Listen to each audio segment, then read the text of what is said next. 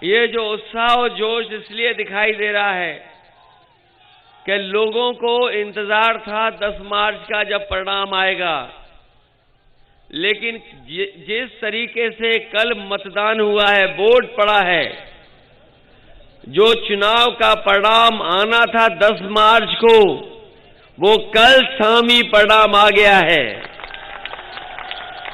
ये बात तो आपको सबको पता लग गया है कि हवा किस तरफ चल रही है। इस बार हवा भारतीय जनता पार्टी की खराब है और सफाया होने जा रहा है। जहां पर चुनाव पहले चरण में था, वहां पर जनता ने, किसानों ने, हर वर्ग के लोगों ने भारतीय जनता पार्टी का सफाया कर दिया है। और रहा बचा ये दूसरे चरण का जो चुनाव होने जा रहा है, सहारनपुर से लेकर के रामपुर और आगे तक जो चुनाव है, इसमें भारतीय जनता पार्टी का नामो निशान भी खत्म हो जाएगा। कोई जीतने वाला नहीं है। बताओ, ये मान लूं, मैं कहने मान लूं रामपुर से सफाया होगा,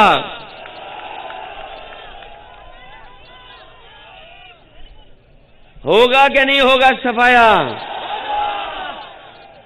और सफाया नहीं हुआ तो याद रखना, अभी कुछ दिन पहले खाद लेने गए होगे। बताओ, खाद मिल गई कि नहीं मिल गई? और जब घर पे आए होगे, खाद की बोरी चेक की होगी तो 5 किलो साफ हो गई कि नहीं हो गई? ये बोरी में चोरी करने वालों को वोट तो नहीं दोगे? और गन्ने का बकाया अभी भी बकाया है, भुगतान नहीं हो पाया। बिजली का जब बिल आता है तो करंट लगता है कि नहीं लगता है? और जैसे ही बिजली का बिल हाथ में आता है, हमारे गरीब लोगों को करंट लग जाता है बिल से। कुछ लोगों पर मुकदमे भी हैं, परेशान भी किया बिजली को लेकर के। इसलिए समाजवादी पार्टी ने तय किया है, समाजवादी सरकार बनेगी तो हमारे गरीबों को 300 यूनिट का कोई बिल आने वाला नहीं है बिजली का। 300 यूनिट बिजली फ्री। और जैसा नेताजी ने किया था, सिंचाई के लिए बिजली माफ, एक भी पैसा सिंचाई के लिए नहीं देना पड़ेगा। ये हमारे पुराने कर्मचारी लोग जानते होंगे। ये कर्मचारी लोग लगातार मांग कर रहे थे कि उनकी पुरानी पेंशन बहाल हो। जो अधिकारी कर्मचारी थे वो मांग करते थे पुरानी पेंशन बहाल हो। और जब हम चले जाएं तो किसी भी कर्मचारी से पूछ लेना कि बताओ, आप पुरानी पेंशन बहाल चाहते थे कि नहीं चाहते थे? समाजवादी पार्टी ने तय किया है, सरकार बनने के बाद हमारे कर्मचारियों की पुरानी पेंशन बहाल होगी और सरकार के खजाने से ऐसा पैसे का इंतजाम करेंगे कि उनको आने वाले समय में भुगतान में कोई दिक्कत न हो।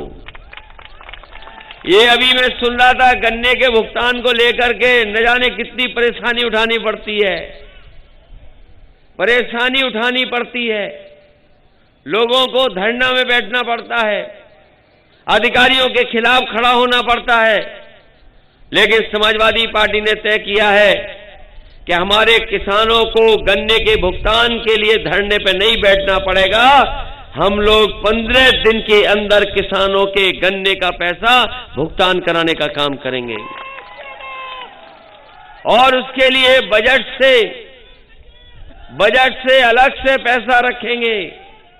किसान अपना गन्ना देगा और 15 दिन के अंदर उसका भुगतान हो जाएगा। इसका बुरा मत मानिए, ये भी बीजेपी के खिलाफ है। आप चलो बगल में पूछ लेना, बीजेपी के खिलाफ वोट दोगे कि नहीं दोगे? ये भी दे देगी बीजेपी के खिलाफ। ये देखो, बीजेपी गई।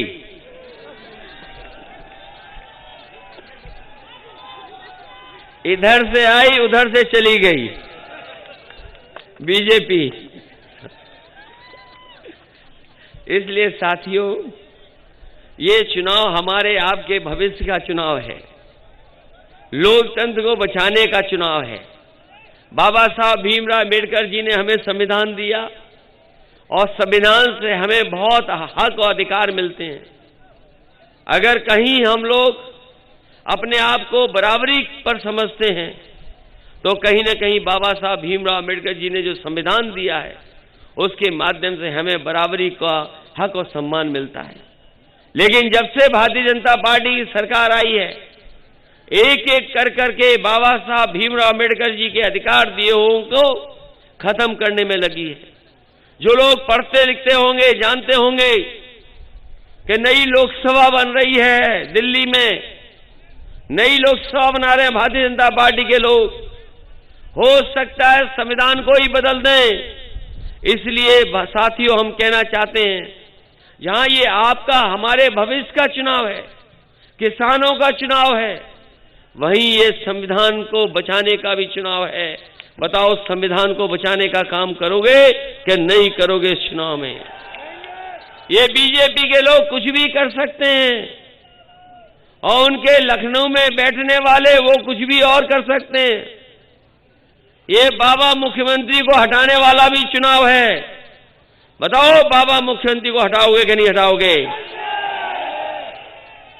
ऐसे मुख्यमंत्री जिन्होंने खेतों पे तार लगवा दिए, खेतों पे तार लगे कि नहीं लगे हैं?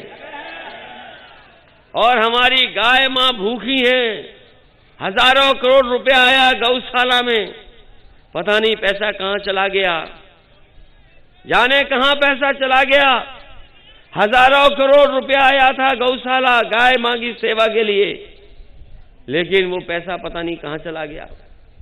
हमारे खेतों में किसानों को तार लगाने पड़ गए और कोई भी फसल पैदा की होगी हमारे किसानों ने तो किसी भी फसल की कीमत इन्होंने नहीं दी। बताओ, किसी फसल की कीमत मिली हो तो बताओ? महंगाई बढ़ गई कि नहीं बढ़ गई? ये कहते थे हवाई चप्पल में चलने वाले को हवाई जहाज में बैठाएंगे, और जब से भारतीय जनता पार्टी की सरकार आई है डीजल पेट्रोल महंगा कर दिया है। गरीब आज गाड़ी नहीं चला सकता, गरीब की गाड़ी नहीं चल पा रही, नौजवान की मोटरसाइकिल नहीं चल पा रही। बताइए, पेट्रोल ऊपर पहुंच गया नहीं पहुंच गया? 100 रुपए पार आ गया कि नहीं? तो सोचिए, ये हालत है। गरीबों से पैसा लेकर के अमीरों की तिजोरी भरने का काम अगर किसी ने किया है तो वो भारतीय जनता पार्टी के लोगों ने किया है। इसलिए भारतीय जनता पार्टी के खिलाफ आज हर वर्ग के लोग खड़े हैं। कोई वर्ग नहीं बचा जो उनके खिलाफ ना खड़ा हो। आज नौकरी को लेकर के, रोजगार को लेकर के सवाल है। कोई नौकरी नहीं मिल रही नौजवानों को, रोजगार नहीं है। जो कारखाने उद्योग नौकरी रोजगार भी देते थे वो कारखाने उद्योगों को बेचने का काम किया है। ये बड़े बड़े कारखाने जो भारत में लगे थे सब बेच दिए गए। ये जो हवाई जहाज चल रहे थे सरकारी, वो हवाई जहाज बेच दिए। हवाई जहाज जहां खड़े होते थे वो हवाई अड्डे बेच दिए। पानी के जहाज बेच दिए। पानी का जहाज जहां खड़ा होता बंदरगाह बेच दिए। ट्रेनें बिकने जा रही हैं, रेलवे स्टेशन की जमीनें बेच दी। और ये एक दिन अगर इन्हें फिर मौका मिल गया तो हो सकता है कानून ला करके न जाने क्या क्या चीजें बेचने लगे। बताओ, बिकना शुरू हो गया कि नहीं बिकना शुरू हो गया? जिस समय बीमारी में हमें और आपको परेशानी उठानी पड़ी, सब कुछ इलाज के लिए इंतजाम करना पड़ा, किसी की आमदनी नहीं हुई, किसी की आय नहीं बढ़ी। जिस समय कोरोना की बीमारी आई, लॉकडाउन लगा, सब कुछ बंद हो गया, कारखाने उद्योग बंद हो गए, बाजार बंद हो गए, कोई नहीं चल पाया। उस समय हमारे आपके पैसे धंधे भी बंद हो गए। और उस समय का हिसाब किताब लगाओ, देश के कुछ उद्योगपति न जाने कहां पहुंच गए। और अभी अखबार में आया है कुछ दिन पहले, जो पीछे पीछे थे उद्योगपति वो आज भारत के नंबर 1 उद्योगपति बन गए हैं। सोचिए, गरीब गरीब होता जा रहा है, जिन पे पैसा था वो सबसे ऊपर पहुंच गए। ये गरीबों की सरकार नहीं है, ये अमीरों और उद्योगपतियों की और बड़े लोगों की सरकार है। बताओ गरीबों, आपको, नौजवानों को, क्या गरीबों की आमदनी बढ़ी? नौजवानों को नौकरी रोजगार मिले? और हमारे बाबा मुख्यमंत्री कहते हैं कि सरकार आएगी तो गर्मी निकाल देंगे। हमारे बाबा मुख्यमंत्री, जिन्हें कुछ नहीं पता, लैपटॉप भी नहीं चला पाते, ये जो मोबाइल हमारे नौजवान गांव वाले सीख गए हैं, आप में से जितने बैठे थोड़ा बहुत चला लेते होंगे, लेकिन हमारे बाबा मुख्यमंत्री मोबाइल भी नहीं चला पाते हैं। अभी कह रहे थे हमने लैपटॉप बांट दिया, स्मार्टफोन बांट दिया। बताओ रामपुर वालों, किसी को मिला स्मार्टफोन, लैपटॉप? कहीं मिला हो तो बता दो। नहीं मिला है। नौजवानों, किसी को नहीं मिला होगा। और समाजवादियों ने जो भी दिया होगा, आज भी चल रहा होगा, आज भी बंद नहीं हुआ होगा। तो जो लोग गर्मी निकाल रहे थे, हम नौजवानों को कहना चाहते हैं, हम लोग रोजगार और फौज में नौकरी और पुलिस में नौकरी निकालने का काम करेंगे, तब जाकर के भारतीय जनता पार्टी की गर्मी निकलेगी।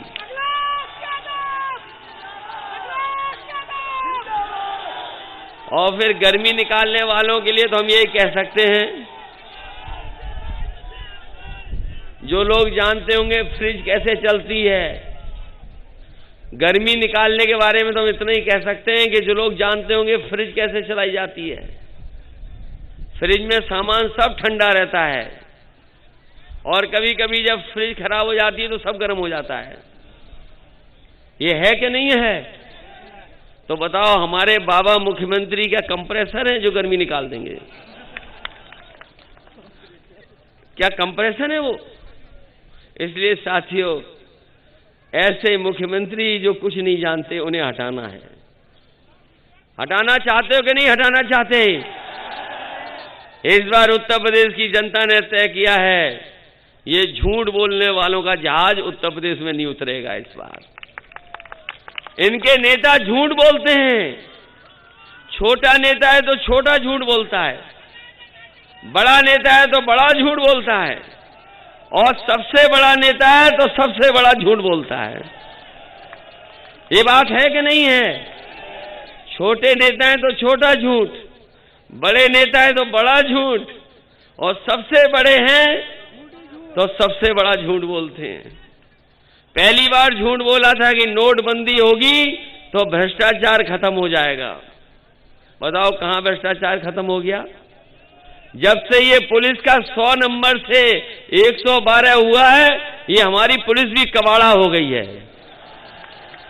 बताओ बर्बाद हो गई कि नहीं बर्बाद हो गई? और ये डबल इंजन की सरकार में, डबल इंजन सरकार में भ्रष्टाचार डबल हुआ है। हुआ है डबल के नहीं हुआ है? इसलिए चुनाव बहुत महत्वपूर्ण चुनाव है। यहां आपके भविष्य का चुनाव है। वहीं ये उत्तर प्रदेश के भविष्य का भी चुनाव है। उत्तर प्रदेश का भविष्य कैसे बने, उस दिशा में ले जाने का काम हमें और आपको करना है। ये वोट डालने का अधिकार हमें मिला है। ये आपका एक एक वोट बदलाव लाएगा। बताओ बदलाव लाओगे कि नहीं लाओगे? आज जब हम लोग चुनाव लड़ रहे हैं, अब्दुल्ला तो आ गए हमारे बीच में, 2 साल इन्हें परेशानी में उठाना पड़ेंगे। बताओ 2 साल इन्हें झूठे मुकदमों में रहना पड़ गया। मोहम्मद आजम खान साहब, उनके बिना हमारा चुनाव ये चल रहा है। वो होते तो चुनाव दूसरे तरीके से होता। और झूठे मुकदमों में जेल चले गए। मैं बस इतना कहना चाहता हूं, झूठे मुकदमों की उम्र नहीं होती कुछ। झूठे मुकदमे की उम्र ज्यादा नहीं होती। झूठे मुकदमे का सफाया होने का काम होगा। सोचो आप, कभी कल्पना करो आप, इनके ऊपर तो झूठे मुकदमे लगे, और वो जानते होंगे काय काय के मुकदमे लगे हैं। पेड़ चोरी का भी मुकदमा है, भैंस चोरी का मुकदमा है, बकरी चोरी का मुकदमा है, किताब चोरी का मुकदमा है, शराब की बोतलों का मामले का है इन पे मुकदमे, न जाने कितने मुकदमे हैं। इन्हें तो जेल में रहना पड़ रहा है। जिन्होंने अखबार पढ़ा होगा आज का, बताओ जीप से कुचलने वाले को जेल से बाहर आ गया कि नहीं आ गया, बताओ। इन पे मुकदमे भैंस के, इन्हें जेल में रहना पड़ रहा है। मुकदमे किताब चोरी के हैं, इन्हें जेल में रहना पड़ रहा है। और जिनको हमने आपने टीवी पर देखा, आज भी वीडियो है कि जीप सर किसानों को कुचल दिया, वो बताओ जेल से बाहर हैं। यही न्यू इंडिया है कि जो तरक्की पसंद होगा, जो यूनिवर्सिटी बनाएगा, जो आपके हक और सम्मान के लिए लड़ेगा, उसको सजा होगी, उसे जेल भेजा जाएगा, और जो किसानों को कुचल देगा उसको जेल से बाहर कर दिया जाएगा। सोचिए, ये है new India Bharatiya Janata party का। अगर कहीं दुनिया में उदाहरण हो तो बताओ, एक कोई उदाहरण हो दुनिया में बता दो जहां पर किसानों को कुचला गया हो जीत से। कहीं दुनिया में उदाहरण नहीं है। लेकिन उत्तर प्रदेश का चुनाव है, इसीलिए जेल से बेल मिल गई और जेल से बाहर आ गए। याद कीजिए वो 3 कानून जिनके लिए किसान लड़े, किसान अपने अधिकारों के लिए बैठ गए, कितने साल बैठे रहे। 700 से ज्यादा किसान शहीद हो गए। इस सरकार ने कोई सुनवाई नहीं की। बताओ 700 किसान शहीद हुए कि नहीं हुए वहां पर? और आंदोलन को खत्म करने के लिए कीलें लगाई गई सड़कों पर, बड़े बड़े बोल्डर लगाए गए, जितनी भी फोर्स हो सकती फोर्स लगाई गई। ट्रैक्टर अगर निकलते थे तो ट्रैक्टर पे एफआईआर हो जाती थी। किसान और ट्रैक्टर वाले अपना डीजल नहीं भरा सकते थे। सरकार जो कुछ कर सकती थी किया उन्होंने। लेकिन हम बधाई देना चाहते हैं किसानों को कि जो किसान वहां गए और उनके साथ जब प्रदेश के और देश के किसान खड़े हो गए, वो किसान पीछे नहीं हटे। अंतोगतवा सरकार को पीछे हटना पड़ा और तीनों काले कानून वापस हो गए। हुए वापस के नहीं हुए? और ये 3 कानून जरूर वापस हुए हैं। लेकिन किसानों ने भी मन बना लिया है कि ये चुनाव उनके मान सम्मान का है। ये भारतीय जनता पार्टी के लोग अगर कान पकड़ करके 700 उठक बैठक भी लगाएंगे तो भी किसान उन्हें माफ करने वाले नहीं हैं। बताओ, माफ करोगे ऐसे लोगों को? इसलिए हम आपसे निवेदन करने आए हैं। ये अन्यायी सरकार है, झूठी सरकार है। इनके नेता झूठे हैं। बड़े नेता ने तो पहले ही एक छोटे नेता को पैदल पैदल कर दिया। बताओ, पैदल पैदल किया था कि नहीं किया था? और जो छोटा नेता गुस्से में आ गया तो उसने एक उप मुख्यमंत्री को स्टूल पे बैठा दिया। और ज्यादा गुस्सा आया तो अभी उनका मैनिफेस्टो था, उससे फोटो हटा दी। फोटो हट गई तो ये स्टूल वाले उप मुख्यमंत्री अपने समाज को कोई हक और सम्मान नहीं दिला सकते हैं। मुझे खुशी है कि महान दल भी आज समाजवादी पार्टी के साथ खड़ा हो गया है। महान दल के अध्यक्ष चुनाव लड़ रहे हैं, उनके परिवार के लोग चुनाव लड़ रहे हैं बगल में। फर्रुखाबाद में भी उनकी पार्टी लड़ रही है।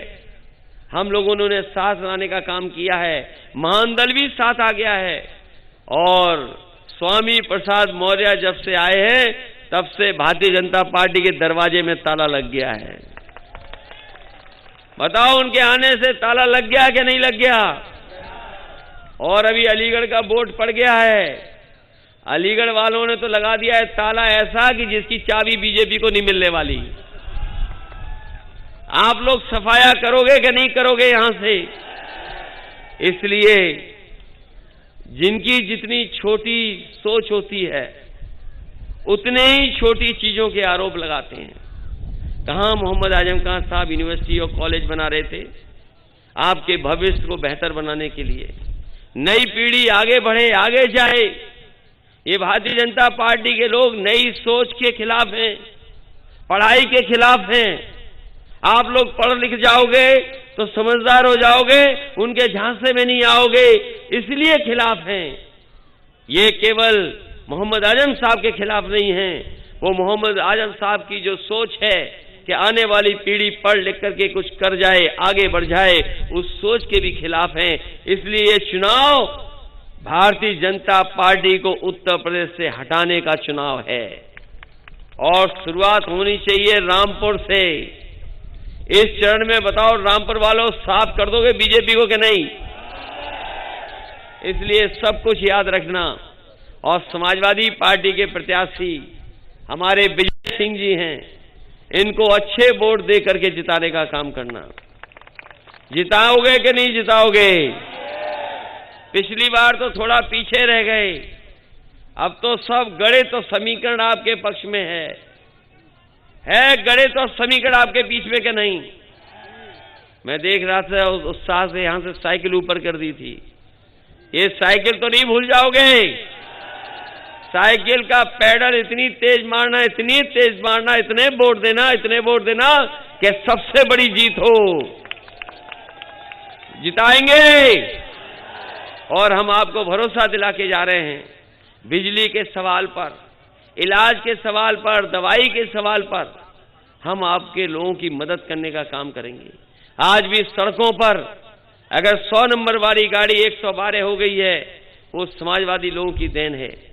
जो एम्बुलेंस चल रही है, जो एम्बुलेंस आप गांव बुला करके मदद मांगते हैं अस्पताल तक ले जाने के लिए, वो भी समाजवादी पार्टी की देन है।